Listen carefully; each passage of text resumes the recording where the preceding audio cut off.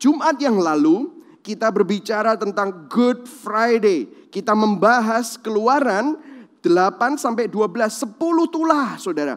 Dan sebelum kita masuk yang ke tulah ke-10 hari Jumat yang lalu, kita membicarakan bagaimana ada 2 poin yang saya bicarakan dan utarakan. Kenapa tulah-tulah itu dicurahkan dan simbolnya apa tulah-tulah itu. Poin yang pertama adalah dialah Tuhan dan tidak ada Tuhan yang lain, yang menunjukkan bahwa Tuhan kita lebih besar daripada dewa-dewa manapun. Dan yang kedua, dialah Tuhan yang berdaulat atas alam semesta. Kalau saudara perhatikan, 4 dari 9 tulah itu berhubungan dengan animal kingdom, binatang. Dan 5 tulah dari 10 tulah itu berhubungan dengan alam. Yang artinya Tuhan berdaulat lebih besar daripada alam semesta. Lebih besar daripada dewa-dewa Mesir yang menunjukkan mereka binatang dan dewa-dewa langit, Osiris dan yang lain-lain. Dan Tuhan lebih besar dari semuanya itu. Dan ada suatu panggilan untuk bangsa Mesir bertobat.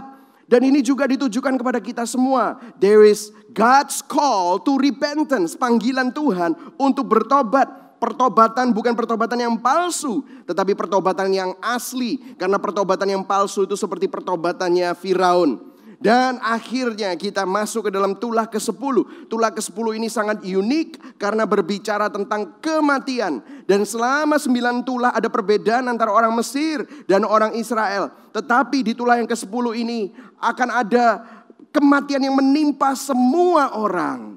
Kecuali, ini masuk ke poin saya yang ketiga dari Jumat Agung yang lalu. Dia adalah Tuhan yang adil dan Tuhan yang berbelas kasihan. Jadi tulah yang ke-10 ini merupakan keadilan Tuhan atas dosa. Saudara masih ingat? Bangsa Mesir membunuh semua bayi-bayi Israel.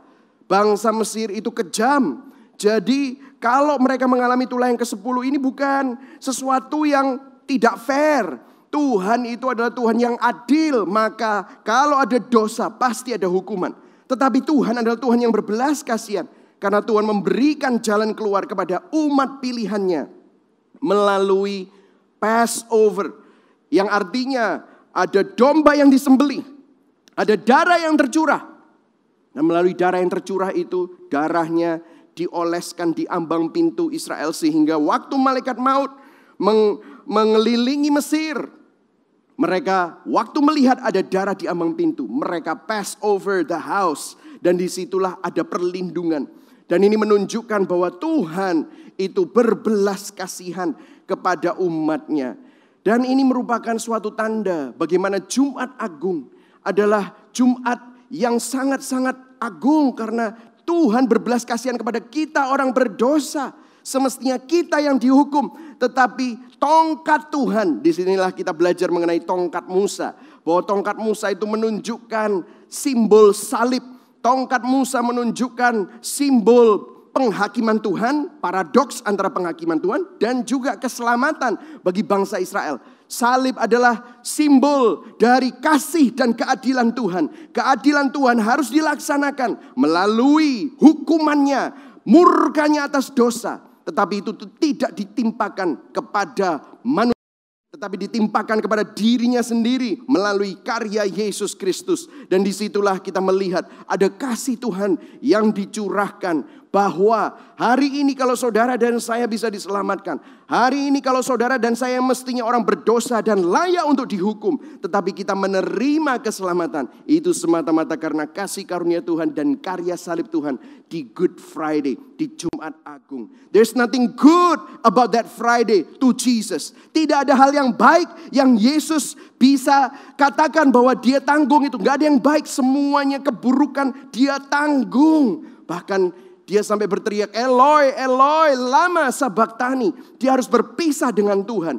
Kenapa dia harus tanggung itu? Supaya semua yang baik, semua yang mulia, semua yang merupakan sesuatu keindahan, itu diberikan kepada mereka yang percaya kepadanya.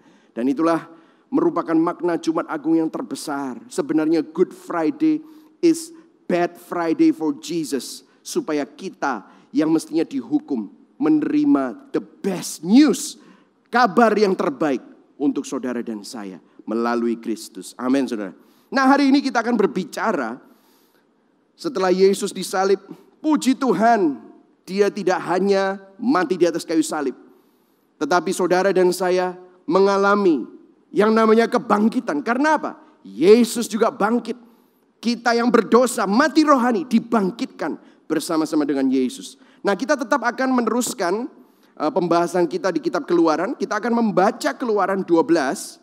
Dan nas kita adalah Keluaran 12, 29 sampai 51. Kita akan berbicara sebelum bangsa Israel keluar dan apa yang Tuhan tetapkan untuk bangsa Israel tentang Paskah. Dan hari ini merupakan hari yang sangat-sangat cocok. Dan kita akan membicarakan itu semua. Nah, poin saya ada 3.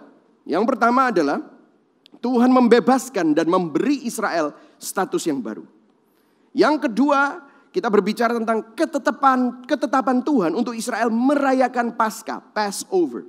Dan yang ketiga, kita berbicara mengenai Tuhan yang berjaga-jaga dan menyertai Israel. Jadi ada 3, dan kita akan melihat bagaimana ini terkait dengan Minggu Kebangkitan. Bagaimana ini terkait dengan karya Kristus di Perjanjian Baru. Dan ini berlaku sampai sekarang kepada kita. Dan apa aplikasinya bagi kita semua yang merayakan Paskah saat ini. Oke? Kita akan bersama-sama membuka di Keluaran 12 ayat 31. Mulai ayat 31 aja langsung. Dan kemudian kita baca bergantian. Dan kalau saya stop, saya akan jelaskan kepada saudara. Saudara yang kuning, saya baca yang putih. Oke? Jadi saya kasih background sedikit. Waktu itu Firaun sedang mengalami kematian anak sulungnya. Firaun adalah dianggap seperti setengah dewa atau titisan dewa. Di mana kalau Firaun keluar menunjukkan kebesarannya, dia tidak akan pernah keluar tanpa mandi dulu. Dia nggak akan pernah keluar tanpa dikasih oil, apa itu? Minyak, dikasih minyak wangi, dikasih jewelry, perhiasan, baju kebesaran. Bahkan konon dia selalu dikasih make up. Dan ini menunjukkan bahwa dia adalah orang terhormat, bangsawan dan dihormati. Tetapi malam itu anaknya mati. Dia mendengar tangisan di seluruh Mesir. Semua orang Mesir mengalami kematian anak sulung. Bahkan tentara-tentaranya pun banyak yang mati. Karena banyak dari tentara mereka pun juga anak sulung. Atau punya anak sulung. Mereka semua mati. Ternaknya yang sulung juga mati. Jadi malam itu adalah malam yang sangat mengerikan dan memilukan bagi bangsa Mesir. Dan ayat 31 dikatakan bahwa diceritakan bahwa waktu itu Firaun keluar dengan piyamanya. Tidak pakai kebesaran. Menunjukkan bahwa Firaun yang selama ini begitu sombong direndahkan. Firaun yang begitu derajatnya ditinggikan dan dianggap sebagai titisan dewa atau setengah dewa. Ternyata he is human after all. Dia adalah manusia yang rentan seperti kita semua. Yang saat ini tidak pandang bulu siapapun Anda. Kaya, miskin, konglomerat, orang penting, pejabat, artis atau orang biasa. Semuanya saat ini mengalami masalah dengan COVID-19. Ini merupakan seperti gambaran bagaimana akhirnya manusia tidak bisa bermegah atas apapun. Dan saat itu Firaun tidak bisa bermegah atas apapun. Dan ayat 31 kita akan mulai. Lalu pada malam itu dipanggilnya lah Musa dan Harun. Dia masih pakai piyama. Dipanggil Musa dan Harun. Katanya, bangunlah. Keluarlah dari tengah-tengah bangsaku. Baik kamu maupun orang Israel. Pergilah, beribadahlah kepada Tuhan seperti katamu. Ayat 32 saudara. Bawalah juga kambing dombamu dan lembu sapimu seperti katamu itu. Tetapi pergilah dan pohonkanlah juga berkat bagiku. Ayat 33. Orang Mesir juga mendesak dengan keras kepada bangsa itu. Jadi stop dulu ya di sini. Jadi orang Mesir juga ngomong sama Firaun, keluarkan aja ini bangsa ini bawa kutuk itu sudah 10 tulah kita nggak kuat. Dikatakan sebab kata mereka nanti kami mati semuanya. Mereka udah cukup enough. Ayat 34 saudara dan saya baca. Lalu bangsa itu mengangkat adonannya sebelum diragi dengan tempat adonan mereka terbungkus dalam kainnya di atas bahunya. Coba bayangkan ini luar biasa sekali. Bahkan adonan biasanya begini saudara ya. Saya kasih sedikit baking lesson. Zaman dulu kalau saudara mau membuat roti, mereka membuat adonannya, dan adonannya itu ditaruh untuk menangkap yeast. Yeast itu apa ya? Supaya ada fermentasi. Supaya adonan ini kalau nanti akhirnya yeast yang ada di udara tertangkap dalam adonannya dan ada fermentasi, dan mereka akan baking. Baking itu dipanasi ya, dipanasi kemudian akhirnya menjadi roti. Dan roti itu ada raginya. Karena apa? Ada fermentasi yang terjadi. Nah, ini adonannya dibuka, belum sempat ada fermentasi, harus disimpan. Nanti saya akan bicara sedikit tentang ini dan apa maknanya. Nah, ini karena begitu tiba-tiba, bayangkan adonannya aja belum diragi, saudara. Dan bangsa Israel waktu itu masih tidur, tiba-tiba dibangunin, disuruh bangun oleh Firaun, disuruh bangun oleh Musa dan Harun, disuruh bangun oleh bangsa Mesir untuk keluar. Jadi malam hari itu mereka mengalami kebebasan. Bayangkan, saudara bayangkan ini dalam konteks Israel pada waktu itu. Mereka 430 tahun ada di dalam perbudakan Mesir. Bayangkan bangsa Indonesia ada di dalam penjajahan Belanda aja 350 tahun. Ini 430 tahun. Bayangkan mereka seakan-akan sudah tidak punya harga diri. Yang mereka pikirkan, yang mereka bilang kepada diri mereka sendiri bahwa nasib mereka adalah seorang budak. Mereka gak punya derajat, gak punya harta. Mereka semua orang-orang yang punya masa depan suram, madesu. Masa depannya suram. Tetapi puji Tuhan, malam itu hanya dalam jangka waktu 1 malam. Nasib mereka yang dulunya budak dirubah begitu saja. Dan hari itu, ini poin saya yang pertama. Tuhan membebaskan bangsa Israel dan memberikan Israel status yang baru, belenggu perbudakan, penderitaan dan air mata dari bangsa Israel selama 430 tahun berakhir. Dan hari itu mereka orang-orang bebas. Mereka adalah orang-orang yang bukan lagi disebut budak. Mereka dibebaskan oleh Mesir. Wow, luar biasa sekali. Dan ini merupakan sesuatu yang mungkin mereka nggak biasa. Dan kemudian yang luar biasa lagi, bukan hanya Tuhan membebaskan, tetapi Tuhan juga memberi Israel status yang baru dan derajat yang baru. Bagaimana saya tahu? Kita lihat ayat 35. Jadi kita tadi lihat ya, ayat 34, kemudian kita masuk ke ayat 35. Orang Israel, saya baca yang putih, sudah nanti baca yang kuning. Orang Israel melakukan juga seperti kata Musa. Dan kemudian lihat ini, mereka meminta dari orang Mesir barang-barang emas dan perak serta kain-kain. Karena mereka gak punya apa-apa. Lah kalau mau pergi, mereka minta. Dan ayat 36, kita baca sama-sama. Dan Tuhan membuat orang Mesir bermurah hati terhadap bangsa itu. Sehingga memenuhi permintaan mereka. Demikianlah mereka merampasi orang Mesir itu. Ayat 37, kemudian berangkatlah orang Israel dari Ramses ke Sukot. Kira-kira 600.000 orang laki-laki berjalan kaki, tidak termasuk anak-anak. Dari Ramses ke Sukot. Ramses adalah kota, ibu kotanya Mesir, ke Sukot.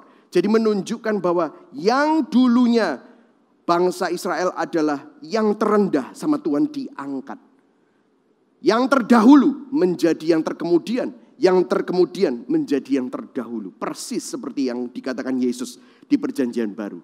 Dan ini merupakan sesuatu yang luar biasa. Nah, kalau sudah perhatikan tadi, dikatakan apa?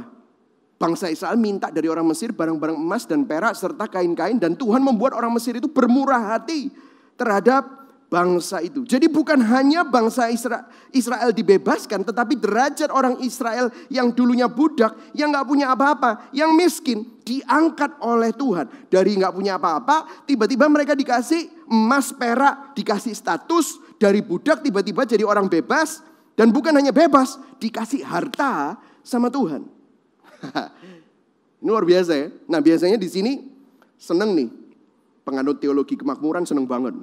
Biasanya ini yang dipakai. Wah, kekayaan bangsa-bangsa akan mengalir kepada umat Tuhan. Wah, kita dapat berkat.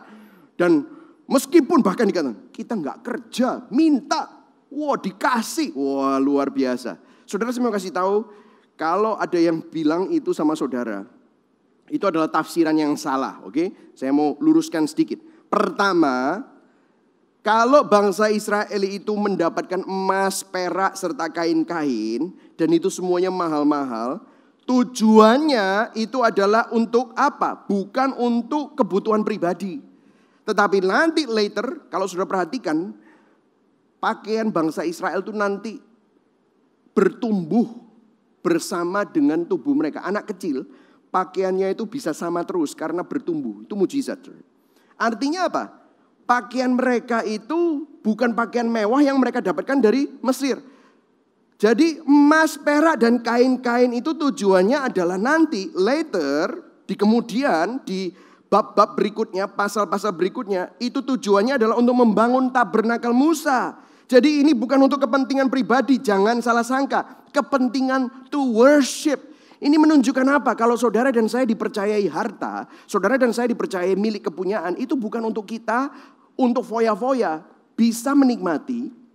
Tetapi kita perlu tahu, apapun yang kita miliki itu adalah titipan Tuhan. Tuhan ingin kita memuliakan Dia dengan apa yang kita miliki. Sehingga jangan salah sangka. Ini bukan supaya saudara ini semakin kaya dan semakin sombong. Bukan.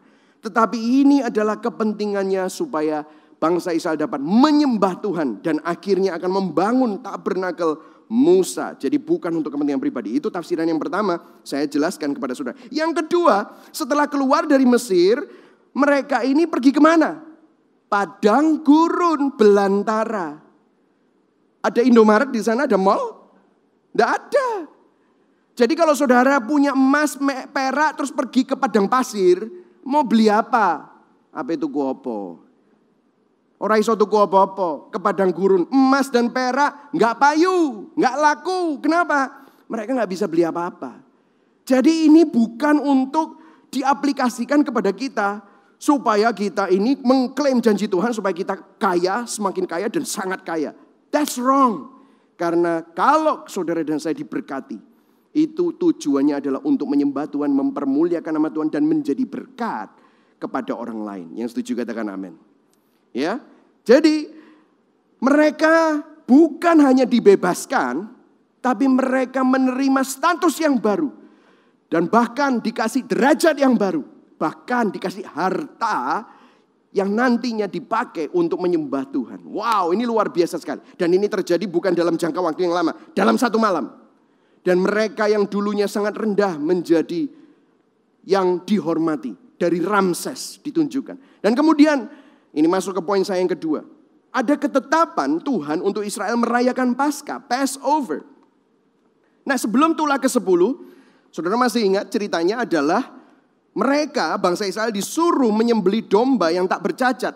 Yang umurnya 1 tahun kemudian harus disembelih dan darahnya dioleskan di ambang pintu. Nah sebelum mereka keluar dari Mesir, Tuhan berbicara kepada Musa dan Harun mulai ayat 43 sampai ayat 51. Berbicara ada ketetapan Tuhan untuk bangsa Israel merayakan Paskah, Passover. Nah, saudara perlu ingat bahwa ini diulang 2 kali berarti ada signifikansinya. Signifikansinya adalah yang pertama supaya bangsa Israel itu ingat bahwa kalau mereka bisa keluar dari Mesir, kalau mereka bisa bebas dari perbudakan Firaun, dan Mesir selama 430 tahun. Artinya bukan karena kuat dan gagah mereka. Tetapi hanya karena anugerah, kasih karunia, kekuatan tangan Tuhan yang mengeluarkan mereka dan membebaskan mereka dari perbudakan Mesir. Amin saudara. Jadi itu yang pertama. Yang kedua, kenapa kok Tuhan ingin bangsa Israel merayakan Paskah dan Passover? Mereka terbiasa dengan budaya Mesir. Cara-cara Mesir. Penyembahan berhala Mesir. Mereka diberi Tuhan a new culture. Perayaan yang baru. A new way of living. Budaya yang baru. Hidup yang berbeda. Cara dan gaya hidup yang berbeda dengan gaya hidup mereka di Mesir. Nah saya mau bicara tadi tentang yang adonan tadi itu. Contohnya apa? Kenapa? Karena di Keluaran 12... di ayat yang 34 dikatakan apa? Lalu bangsa itu mengangkat adonannya sebelum diragi. Jadi belum sempat ada fermentasi, belum sempat dipanasi untuk jadi roti, langsung tempat adonan itu mereka terbungkus dalam kainnya di atas baunya, langsung dibawa. Karena pikirnya mereka untuk makan.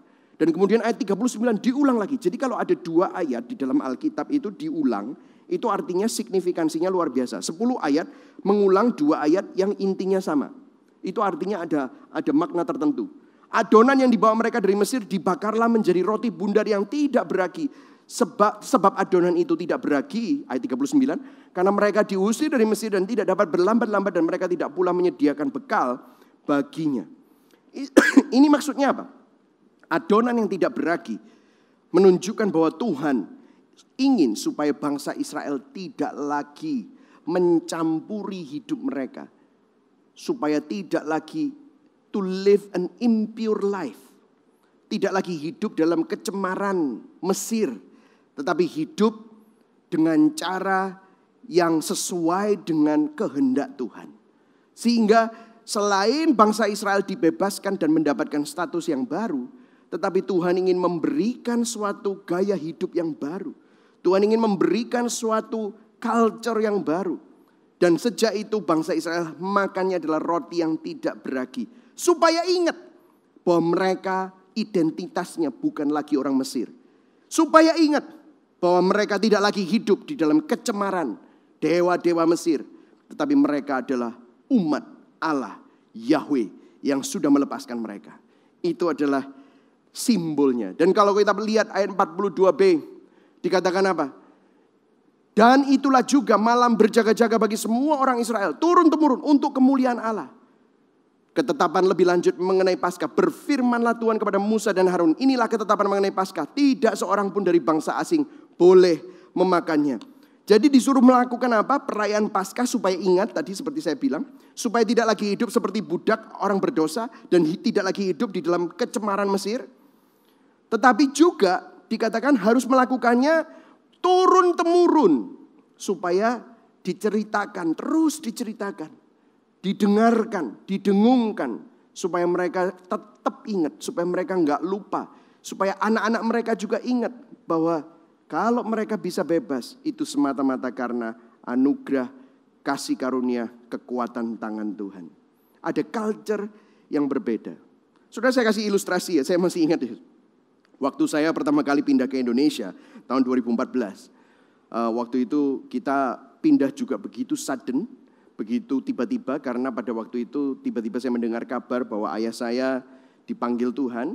Memang kita mau pindah dari Amerika ke Indonesia, berpikiran untuk membantu beliau di dalam pengembalaan di Gibeon Church. Tapi saya tidak menyangka bahwa Tuhan punya rencana yang lain untuk memanggil ayah saya pulang ke surga. Dan pada saat itu kami dalam tanda kutip seperti dalam bahasa Jawa itu kedandapan, saudara. Wah, bingung semua, sibuk sekali ngurus kanan, ngurus kiri. Aduh, sibuk sekali. Dan waktu begitu sampai Indonesia, saya harus melakukan banyak hal, saya harus beraktivitas, saya harus ngurus macam-macam. Sehingga saya nggak punya kesempatan untuk ngurus satu hal yang sangat penting untuk saya bisa beraktivitas. Yaitu saya nggak punya kesempatan untuk ngurus SIM. Jadi saya nyetir, nggak pakai SIM. Nah, mungkin saudara ketawa, biasa mah di Indonesia, gitu ya, banyak yang ketawa gitu. Saya waktu itu terus terang, saya ada dalam mentalitas, karena saya tinggal di Amerika sebelumnya 21 tahun lebih. Maka cara saya berpikir itu adalah seperti orang yang sudah lama tidak tinggal di Indonesia. Jadi saya selalu apa? Merasa tidak tenang, karena di dompet saya nggak ada SIM. Nggak ada surat izin mengemudi. Jadi saya nyetir kemana-mana, itu selalu resah, selalu nggak tenang. Apalagi kalau ada polisi. Waduh, saya langsung takut, bisa ndredeg, saya bingung. Aduh, ada gimana ini, gimana gitu. Saya waktu cerita gitu sama teman saya diketawain, saudara. Apa sih yang nggak bisa di Indonesia? Semua mah aman, tenang aja. Kamu kalau nggak punya SIM bertahun-tahun juga nggak apa-apa kok gitu. Tapi saya nggak biasa. Kenapa? Karena culture saya tidak mengajarkan seperti itu. Kalau saudara tertangkap di Amerika, nggak punya SIM, saudara tahu apa yang terjadi? Saudara langsung diborgol. Saudara langsung masuk penjara. Karena saudara itu dianggap melanggar hukum dan tidak mempedulikan keselamatan orang lain. Mobil saudara langsung di-impound. Di-impound itu disita dan dibawa ke kantor polisi dan tidak boleh dipakai. Dan ada denda yang harus dibayar untuk menebus mobil itu keluar. Dan saya langsung masuk blacklist. Dan saya kalau mau ambil SIM, itu langsung keluar nomor saya. Pernah mengemudikan kendaraan tanpa SIM. Berarti tes saya untuk bisa dapat SIM itu makin susah, saudara. Jadi saya tinggal dengan mentalitas seperti itu. Motivasi saya dan keadaan hati saya ini sangat terpengaruh dengan keadaan ini. Sehingga saya nggak nyaman dan tiap kali saya pernah nih lucu ya saudara ya, begitu lampu merah lewat, saya waktu itu masih kuning, tiba-tiba lewat gitu ya, ada beberapa mobil yang di belakang saya diprit, saya pikir dia ngeprit saya, minggir gitu. Ternyata ada polisi nungguin saudara. Wah, saya ketakutan sekali. Waduh, ini ada apa ini? Semuanya minggir gitu. Saya bilang, bukan Anda kok Mas. Anda jalan aja. Anda tadi masih kuning kok. Ini yang belakangnya Anda, ini yang merah. Saya bilang selamat gitu saudara ya. Saya pikir padahal mestinya kan nggak apa-apa. Tapi saya tahu, saya hamba Tuhan. Saya nggak boleh nyogok. Saya nggak boleh ngomong damai gitu aja. Karena itu juga menentang hati nurani saya. Padahal seperti itu biasa katanya di Indonesia. Katanya, saya nggak tahu. Gitu saudara. Nah, ini yang menunjukkan bahwa culture kita pun Tuhan itu ingin mengubah culture orang Israel. Jadi kalau saudara sudah terbiasa dengan culture tertentu dan saudara tiba-tiba pindah tempat dan saudara tiba-tiba pindah culture, maka saudara nggak biasa. Itulah sebabnya Tuhan ingin memberikan culture yang baru kepada bangsa Israel supaya tidak lagi serupa dengan dunia ini. Makanya di Roma 12 ayat yang kedua dikatakan apa? Janganlah kamu menjadi serupa dengan dunia ini, tetapi berubahlah oleh pembaharuan budimu. Dan dikatakan apa? Paskah. Ayat 43 berfirmanlah Tuhan kepada Musa dan Harun, inilah ketetapan mengenai Paskah, tidak seorang pun dari bangsa asing boleh memakannya. Paskah harus dirayakan dan dilakukan oleh orang-orang yang sudah menerima anugerah Tuhan. Artinya mereka yang sudah tahu arti dan makna dari Paskah itu. Tidak boleh orang asing. Kalau ada orang asing mau merayakan Paskah, boleh. Tapi mereka harus mengerti arti dan maknanya. Dan salah satu caranya untuk menunjukkan bahwa mereka serius dan mengerti arti dan maknanya, dikatakan nanti saudara baca saja sampai ayat 50. Itu diceritakan bahwa orang asing yang mau merayakan Paskah itu harus disunat. Saudara masih ingat? Beberapa minggu yang lalu kita berbicara di Exodus bahwa Tuhan hampir membunuh Musa gara-gara anaknya tidak disunat. Karena sunat berbicara tentang covenant, ada ikatan perjanjian Tuhan terhadap umatnya. Dan disinilah menunjukkan bahwa Tuhan serius. Tuhan ingin supaya bangsa Israel itu tidak lagi hidup di dalam belenggu cara perbudakan Mesir. Dan ini juga serius kepada kita semua. Supaya kita tidak lagi mengikuti cara-cara dunia. Tetapi hidup di dalam new culture, gospel culture. Culture-nya Alkitab. Bukan lagi pandangan dunia, tetapi world view. Cara pandang Alkitabiah. World view, biblical world view. Amin saudara. Itu yang kedua. Dan yang ketiga, nanti habis ini saya akan tunjukkan kepada saudara gospel connection-nya. Dan yang ketiga, poin saya adalah Tuhan yang berjaga-jaga dan menyertai Israel. Coba kita lihat di ayat 42a. Pada waktu bangsa Israel disuruh keluar dan dikatakan apa? Ayat 42a kita baca sama-sama yang kuning. 1, 2, 3. Malam itulah malam berjaga-jaga bagi siapa? Tuhan untuk membawa mereka keluar dari tanah Mesir. Saudara lihat yang berjaga-jaga atas Israel bukan Israel sendiri. Bukan Musa dan Harun. Tetapi Tuhan gak even nyuruh malaikat. Dia sendiri yang berjaga-jaga. Dan ayat yang ke-51, waktu bangsa Israel itu keluar. Dikatakan, kita baca sama-sama ayat 51. Dan tepat pada hari itu juga, Tuhan membawa orang Israel keluar dari tanah Mesir. Artinya apa? Tuhan menyertai. Tuhan berjaga-jaga. Tuhan yang membawa keluar. Kelihatan bahwa ini adalah inisiatifnya Tuhan. Ini adalah pekerjaan Tuhan. Ini adalah tangan Tuhan yang menopang, yang berinisiatif, yang melakukan, dan yang membawa mereka keluar.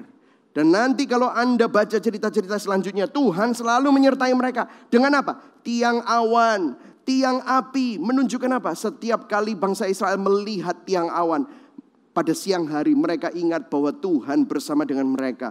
Setiap kali mereka melihat tiang api pada malam hari, mereka ingat bahwa Tuhan menyertai mereka. Setiap kali ada kebutuhan, Tuhan melakukan mujizat. Setiap kali ada bahaya, Tuhan melindungi bangsa Israel. Masih ingat waktu Mesir mengejar bangsa Israel di depan Laut Merah? Maka Tuhan juga yang membelah Laut Merah sehingga bangsa Israel bisa lewat melalui Laut Merah ke seberang. Ini menunjukkan bahwa Tuhan berjaga-jaga. Tuhan menyertai bangsa Israel. Amin, saudara. Ini adalah 3 poin kita. Hari ini di Minggu Paskah, hari kebangkitan. Tuhan membebaskan dan memberi Israel status yang baru. Ketetapan Tuhan untuk Israel merayakan Paskah supaya ingat. Supaya tidak lagi bercampur dengan gaya hidup Mesir dan budaya Mesir. Dan yang ketiga, kita disuruh ingat bahwa Tuhan yang berjaga-jaga dan menyertai Israel. Dan saudara sadar, saya mau nanya sama saudara, apa yang bangsa Israel lakukan untuk memperoleh semua ini? Saudara perhatikan, saudara baca Keluaran 12, betapa pasifnya bangsa Israel. Ini bukan sesuatu yang jelek, tetapi menunjukkan bahwa sebenarnya kalau ada kemerdekaan, ini poin saya yang untuk mengukuhkan ya, freedom from slavery, new status and God's providence are not achieved by merit, but received by grace. Kemerdekaan dari perbudakan, status yang baru orang Israel, dan penyediaan Tuhan atas orang Israel, itu tidak diraih oleh perbuatan baik atau ibadah bangsa Israel. No, tetapi diterima oleh mereka hanya karena anugerah. It is showing bahwa ini merupakan anugerah Tuhan. Ini merupakan kasih karunia Tuhan. Artinya mereka tidak layak terima, tetapi Tuhan memilih untuk memberikannya kepada mereka. It is by grace alone. Bukan karena kuat dan gagah dan kebaikan bangsa Israel. Yang setuju katakan amin. Nah disinilah saya mau memberikan the gospel connection. Kalau tadi Tuhan membebaskan Israel dan Israel diberi status yang baru. Apa maknanya buat saudara dan saya? Kalau tadi Tuhan berketetapan untuk Israel punya culture yang baru, gaya hidup yang baru, nggak kayak Mesir lagi. Suruh live a pure life dengan simbol roti tidak beragi. Disuruh mengingat Passover dan bahkan ada covenant-nya dengan sunat. Apa itu implikasinya buat kita? Dan menunjukkan bahwa Tuhan yang berjaga-jaga, Tuhan yang membawa, Tuhan yang menyertai. Saudara, disinilah kita akan buka sama-sama di perjanjian baru. Di 2 Korintus 5 ayat 15. Dikatakan apa? Ayat 15. Dan Kristus telah mati untuk semua orang. Kita stop dulu sampai di situ. Kristus telah mati. Tadi saya udah tanya sama saudara, kenapa hari Jumat yang lalu disebut Good Friday? How come it is good? Good Friday artinya adalah Jumat yang baik. Saudara, saya mau kasih tahu. Good news, good things that we receive, kebaikan, hal-hal yang baik yang kita terima, itu bukan karena kita baik. Tetapi ada orang yang paling baik, orang yang sempurna, pribadi kedua dari Allah Tritunggal namanya Yesus Kristus. Dialah yang harus menanggung semua keburukan, semua murka Allah, the wrath of God, ditanggung, diserap di atas kayu salib. Kabar baik hanya bisa terjadi karena ada kabar buruk. Dan yang kita terima itu adalah kabar baik. Melalui apa? Kabar buruk yang harus ditimpakan kepada Yesus. Kasih dan keadilan Allah ketemu di kayu salib. Tetapi lihat, apa yang terjadi? Supaya mereka yang hidup tidak lagi hidup untuk dirinya sendiri, tetapi untuk Dia yang telah mati dan telah dibangkitkan untuk mereka. Puji Tuhan, Yesus gak cuma hanya mati But he is risen. Dia telah mati dan dia telah dibangkitkan. Supaya saudara dan saya yang mati rohani dan kemudian dibangkitkan oleh Kristus, tidak lagi hidup untuk diri saudara sendiri. Tidak hidup lagi buat diri saya sendiri, tetapi saya hidup untuk Tuhan. Efesus 2 ayat 1 bilang apa? Kamu memang telah mati oleh pelanggaran-pelanggaranmu dan kamu tinggal di sana dengan dosamu. Tetapi di ayat 4-nya dikatakan apa? Tetapi Allah, but God. Ini merupakan inisiatif. Tetapi Allah yang kaya dengan rahmat, oleh karena kasih-Nya yang besar, yang dilimpahkannya kepada kita, telah menghidupkan kita bersama-sama dengan Kristus. Sekalipun kita telah mati oleh kesalahan-kesalahan kita, oleh kasih karunia kamu diselamatkan. Kamu tidak lagi mati. Kita tidak lagi mati, tetapi kita dihidupkan. Karena begitu besar kasih Allah akan dunia ini, sehingga dia mengaruniakan anaknya yang tunggal, supaya barang siapa yang percaya kepadanya tidak binasa, tidak lagi mati, tetapi memperoleh hidup yang kekal. Ada seorang teolog reform yang bernama B.B. Warfield. Dia bilang begini, there is no one of the title of Christ which is more precious to Christian's heart than this title, Redeemer. Tidak ada gelar yang diberi kepada Kristus yang lebih daripada satu gelar yang sangat berharga dan sangat bernilai di dalam hati setiap orang Kristen. Yaitu apa? Mengenal Yesus sebagai Sang Penebus. Mengapa Tuhan tidak menghukum anak sulung dari setiap keluarga Israel? Karena ada domba yang menggantikan anak sulung itu, yaitu domba yang disembelih dan darahnya dioleskan di ambang pintu setiap orang Israel. Kenapa Tuhan tidak menghukum kita? Kenapa Allah tidak menghukum saudara dan saya, kita orang berdosa yang sudah jatuh dalam dosa dan mengkhianati Tuhan? Kenapa? Karena Tuhan yang menggantikan. Allah menunjukkan kasih-Nya kepada kita. Roma 5 ayat 8. Oleh karena Kristus telah mati bagi kita ketika kita masih berdosa. Tidak ada kata yang lebih bernilai dan lebih berharga pada waktu kita sadar bahwa kita mempunyai Tuhan yang menebus hidup kita. Disitulah kita mengerti keselamatan. Kita diterima di dalam Kristus. Kita mengerti ada harga yang sangat mahal, bahwa Kristus sudah menanggung harganya buat kita semua.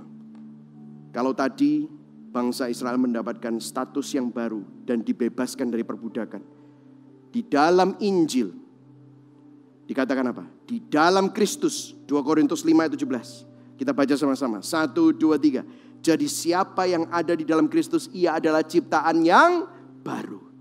Yang lama sudah berlalu, sesungguhnya yang baru sudah datang. Bersukacitalah. Bersukacitalah karena di dalam Kristus engkau adalah ciptaan yang baru. Kalau tadi bangsa Israel mendapatkan kebebasan dan status yang baru, di dalam Injil kita dibebaskan dan menjadi ciptaan yang baru di dalam Kristus. Yang setuju katakan amin. Amin, saudara. Dan kemudian kalau saudara perhatikan kata-kata berikutnya di Roma 8 ayat 29 sampai ayat 30. Lihat ini saudara, lihat ini luar biasa. Ini menunjukkan bahwa tidak ada andil yang kamu bisa lakukan untuk menyelamatkan dirimu. Inilah doktrin unconditional election. Pemilihan Tuhan yang tidak bersyarat. Inilah doktrin irresistible grace. Doktrin yang berbicara bahwa anugerah Tuhan dalam hidupmu tidak bisa ditolak. Kamu diselamatkan karena kasih karunia oleh iman. Itu bukan hasil pekerjaanmu tetapi pemberian Allah. Itu bukan hasil usahamu, tetapi itu semata-mata Tuhan yang memberikannya. Supaya tidak ada orang yang bisa bermegah, tetapi mereka hanya bisa memuliakan Tuhan. Lihat ayat 29. Sebab semua orang yang apa? Dipilihnya, kata kerja pasif, dipilihnya. Artinya bukan kamu yang memilih Tuhan, tetapi Tuhan yang memilih kamu. Mereka dipilihnya dari semula, mereka juga ditentukannya. Bukan kamu yang menentukan, tetapi Tuhan yang menentukan. Dari semula untuk menjadi serupa dengan gambaran anaknya, supaya anaknya itu menjadi yang sulung di antara banyak saudara. Dan mereka yang ditentukannya dari semula, mereka itu juga dipanggilnya. Bukan kamu yang panggil Tuhan, tapi Tuhan yang panggil kamu. Wow, itulah makna Paskah. Hari ini kalau sudah mendengar khotbah ini melalui layar TV ini, melalui layar gadget Anda, Tuhan sedang memanggil Anda. Ada kata kerja pasif yang berkata, Tuhan, engkau sedang dipanggil oleh Tuhan. Dan mereka yang dipanggilnya, mereka itu juga dibenarkannya. Bukan kamu yang membenarkan dirimu, tetapi Tuhan yang membenarkan kamu. Inilah yang dinamakan justification. Engkau tidak mampu membenarkan dirimu, tetapi Tuhan yang penuh anugerah dan kasih karunia, Dia yang membenarkan kamu.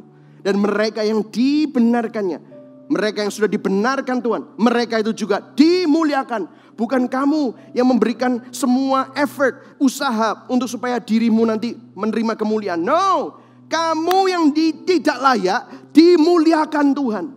Wow, persis sama seperti tadi. Bangsa Israel tidak melakukan apa-apa, semuanya dilakukan Tuhan. Freedom from slavery, kemerdekaan dari perbudakan, new status, status yang baru, God's providence, penyediaan Tuhan, are not achieved by merit. Tidak diraih oleh perbuatan, tetapi diterima hanya karena anugerah kasih karunia Tuhan. Amin, saudara. Ini yang kedua dikatakan di dalam Injil. Kalau tadi bangsa Israel disuruh merayakan Passover, di dalam Injil, Injil selalu mengingatkan kita untuk menghidupi identitas kita yang baru di dalam Kristus. Injil selalu mengingatkan, kita suka lupa. Makanya Martin Luther bilang apa? I need to preach the gospel to myself every day. Because we forget every day. Because I forget every day. Itulah sebabnya saudara perlu untuk mendengar Injil setiap minggu. Itulah sebabnya saudara perlu untuk berakar di dalam sebuah gereja lokal. Untuk saudara mempunyai komunitas yang injili. Yang bukan komunitas gosip, bukan komunitas yang cuman hanya sosialita atau cuman hanya hobi, tetapi bernilai Injil. Supaya apa? Saudara ingat bahwa hidupmu itu bukan untuk kamu. Hidupmu bukan tentang kamu. Hidupmu itu bukan supaya kamu itu tentang pemenuhan pribadimu. No, tetapi hidupmu itu tentang Tuhan. Injil mengingatkan kita untuk menghidupi identitas kita yang baru di dalam Kristus. Martin Luther berkata begini, every week I preach justification by faith alone to my people because every week they forget it.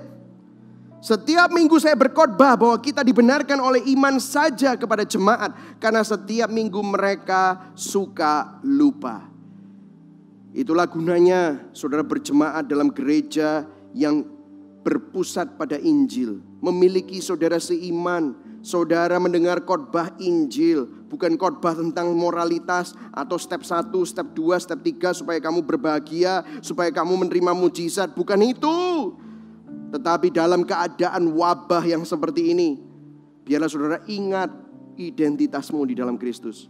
Kalau saudara selalu berdoa, saudara mendengarkan khotbah step 1, step 2, step 3 untuk terima terobosan, terima mujizat.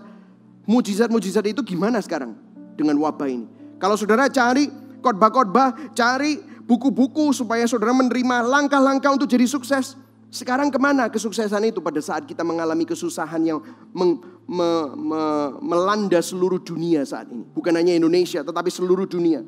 Apakah kesuksesanmu bisa menyelamatkanmu? Apakah mujizat jasmani itu bisa membuatmu tenang? Enggak. Tetapi Injil, Roma 1 ayat 16, Injil adalah kekuatan Allah. Injil adalah kabar baik tentang Yesus Kristus. Itu yang bisa menguatkan kita.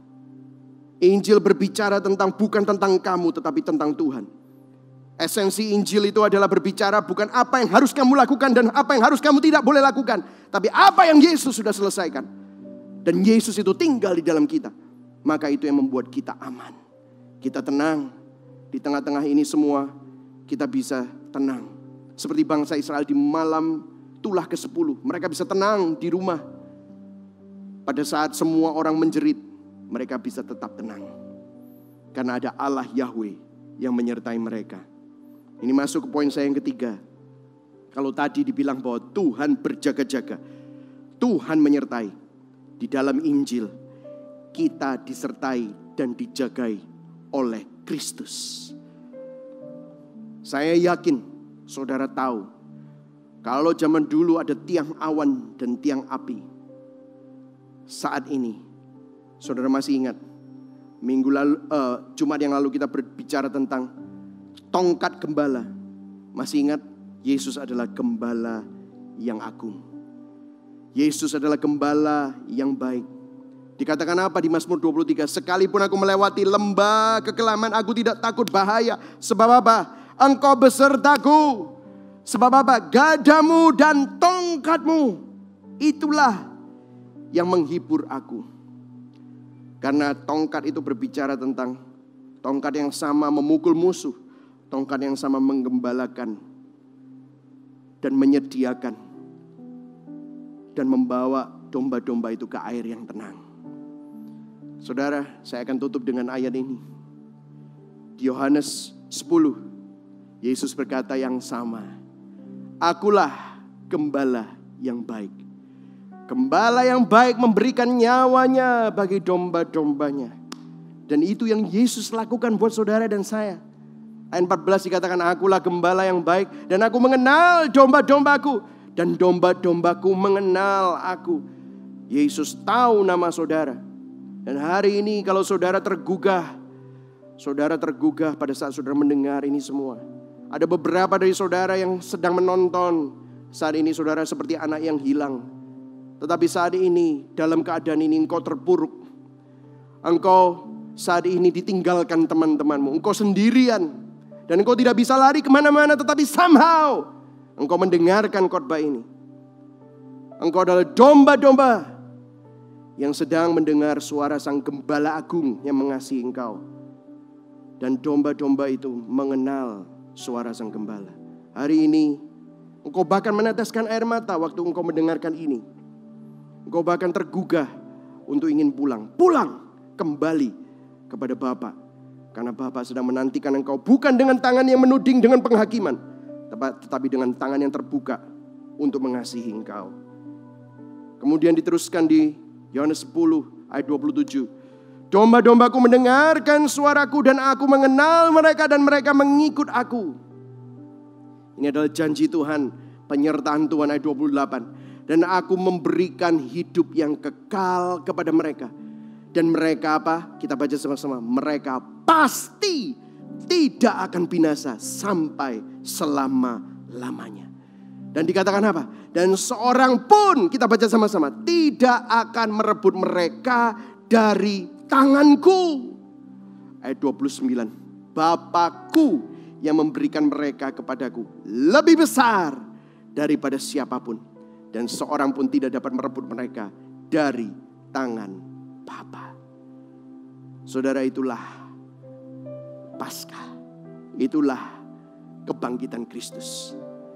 Kebangkitan Kristus, darahnya memeteraikan bahwa engkau tidak lagi di bawah perbudakan dosa.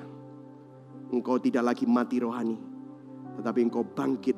Kuasa kebangkitan Kristus bersama dengan engkau. Amin, saudara.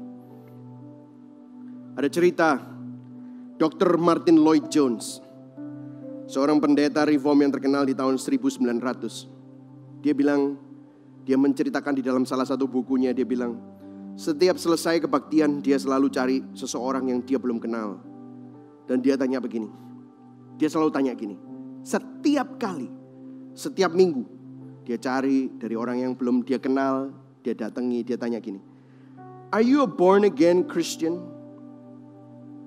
Pertanyaannya simple, are you a born again Christian? Dia perkenalkan namanya, dia tanya namanya, dia tanya, are you a born again Christian? Artinya gini, apakah kamu seorang Kristen lahir baru?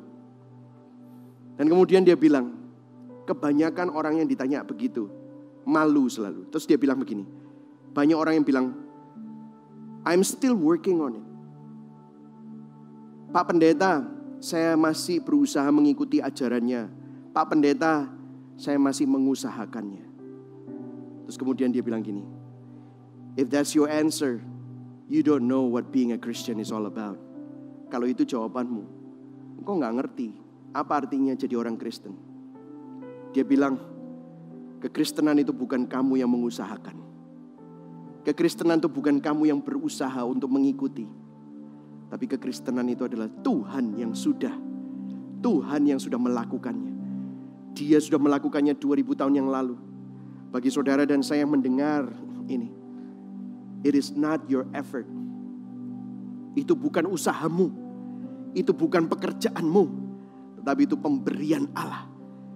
Dan hari ini di hari Paskah, di hari Minggu Kebangkitan, Tuhan mau memberikan kamu kelahiran yang baru.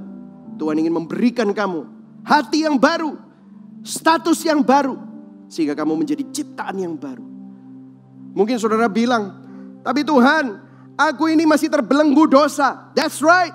Gak ada dari kita yang bisa membenahi dosa kita untuk supaya kita dilahirkan kembali. Gak bisa. Kita berusaha, gak bisa. Kita akan selalu gagal. Itulah sebabnya saudara butuh juru selamat. Kalau saudara bisa, Yesus gak perlu mati di atas kayu salib. Dia gak perlu bangkit.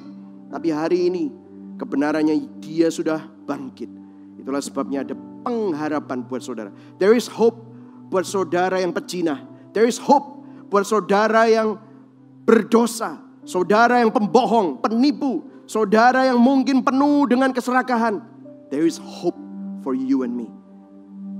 Come to Him. Hidupilah. Bagi saudara yang mungkin sudah Kristen, tetapi saudara masih bergumul dengan hawa nafsumu, there is hope for you. Mungkin bagi saudara yang masih baca Alkitab aja masih males, there is hope for you. Mungkin saudara kecanduan dengan pornografi, there is hope for you. Kecanduan dengan kecenderungan homoseks, kecenderungan untuk melakukan hal-hal yang berdosa, there is hope for you. Itulah kekuatan, kuasa, kebangkitan Tuhan. Dan dia bukan cuma hanya bangkit. Kalau bangsa Israel ada tiang awan dan tiang api, itu di perjanjian lama. Kita gak bisa lihat tiang awan dan tiang api memang, tetapi ada Roh Kudus yang tinggal di dalam hidup kita. Tuhan ingin memberikan rohnya kepada saudara. Bagi saudara yang sudah terima Yesus, artinya saudara tidak bisa ada di tempat yang lebih dekat. Karena Tuhan, Roh Kudus tinggal di dalam kita. Yang setuju katakan amin.